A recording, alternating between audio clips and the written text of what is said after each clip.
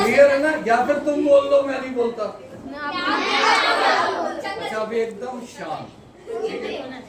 अभी देखो, आज से हम लोग पहले एक क्लास ली है ना दीदी ने यहाँ पर, दीदी और रुतिका दीदी ने।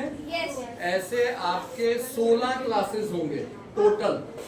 ये हम लोगों ने 6 महीने का, सबका ध्यान इधर होना चाहिए, 6 महीने का एक छोटा सा कोर्स स्टार्ट किया है, जिसमें फ्राइडे सैटरडे को एक एक क्लास होगी आपकी 1 घंटे की। ओके, इस क्लास में जब आप 10th के बाद जब बाहर जाओगे ना, तब आपको इंग्लिश में बोलना आना चाहिए, उसके वर्ड्स के मीनिंग पता होने चाहिए। साइंस के कुछ टर्म्स हैं जिसका मीनिंग, जैसे अभी मैं पूछूं तुम्हें मोमेंटम क्या होता है, तो हमें नहीं पता होता। फोर्स क्या होती है, या डेंसिटी क्या चीज है, विस्कोसिटी क्या होता है, ये शब्द हमने पहली बार सुने होंगे। ये शब्दों के मीनिंग तुम्हें बताए जाएंगे, ठीक है। फिर ऐसी चीजें जो हम लोग बाहर जाके अच्छे से इस्तेमाल कर सकते हैं, ठीक है ना, जैसे साइंस के टर्म समझ में आए। फिर एक चीज होती है सिविक सेंस। मालूम है सिविक सेंस क्या होता है? कि जब हम बाहर सोसाइटी में जाएं, तब हमें कैसे चलना है, कैसे बात करनी है, किस तरीके से पूरे समाज में विचरना है, ये हमें पता लगता है। जैसे तुमने देखा होगा, कोई भी ऑफिस वगैरह में जाओ तो हर जगह कोने में थूका होता है ना, लाल रंग की पूरी पेंटिंग की होती है, वो देख के कितना बुरा लगता है अपने को। तो ऐसा हमें नहीं करना चाहिए ना। और कौन करता है ये? हम जैसे लोग ही करते हैं। हम ही लोग बड़े होके ये पान, गुटखा, तंबाकू, सिगरेट, पता नहीं क्या क्या ठूसते रहते हैं मुंह में, फिर उसके बाद दिन भर उसको थूकते रहते हैं। ये अच्छी चीज है क्या? नहीं। इसको नहीं करना है हमें। ये चीज आपको बतानी बहुत जरूरी है। किसी से बात कैसे करनी है, कोई आता है तो नमस्ते करना है, उससे हाथ मिलाना है, उससे पोलाइटली बात करनी है, गाली नहीं देनी है। कौन कौन गाली देता है? 1 2 3 गाली देते हैं ये 4 लोग। उसके अलावा गाली मालूम है ना क्या होता है?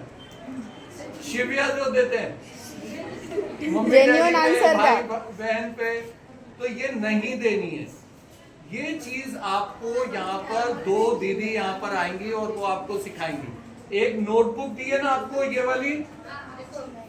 इस नोटबुक में आपको ये नोट करना है जो जो सिखाया जाएगा, ठीक है ना। जैसे वाक्य होते हैं, जैसे कि लिखे ना, ऐसी ही कुछ चीजें आपको सिखाई जाएंगी।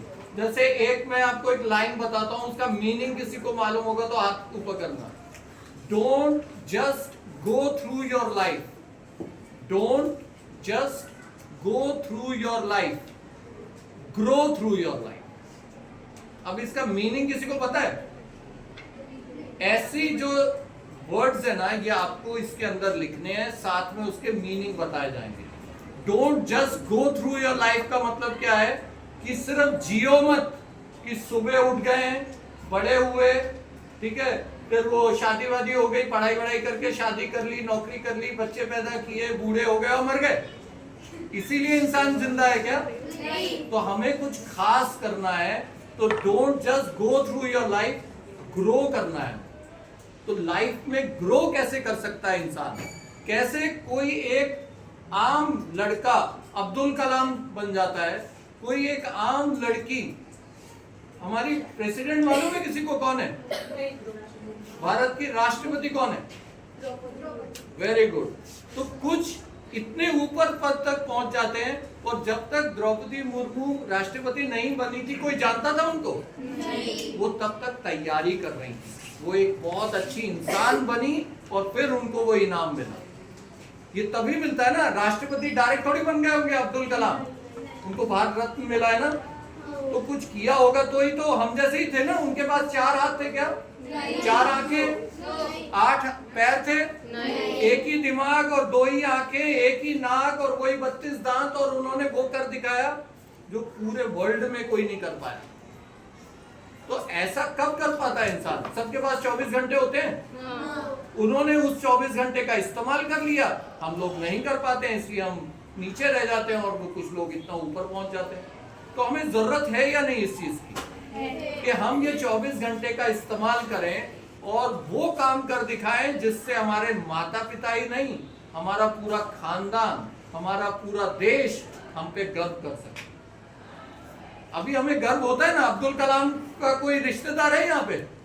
मैं भी रिश्तेदार नहीं हूं, क्यों हम उनकी तारीफ कर रहे हैं? ऐसे तो बहुत लोग हुए हैं।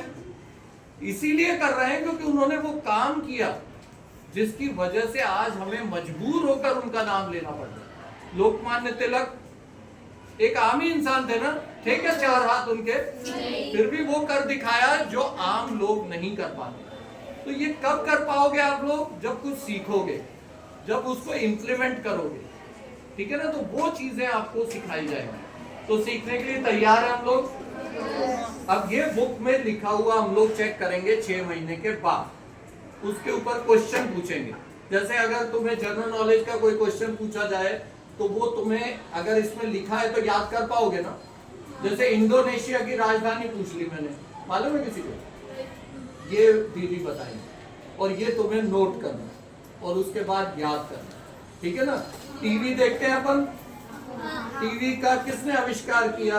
ये बल्ब लगा होगा तुम्हारे स्कूल में, उसका किसने आविष्कार किया? ये पता होना चाहिए ना हमें।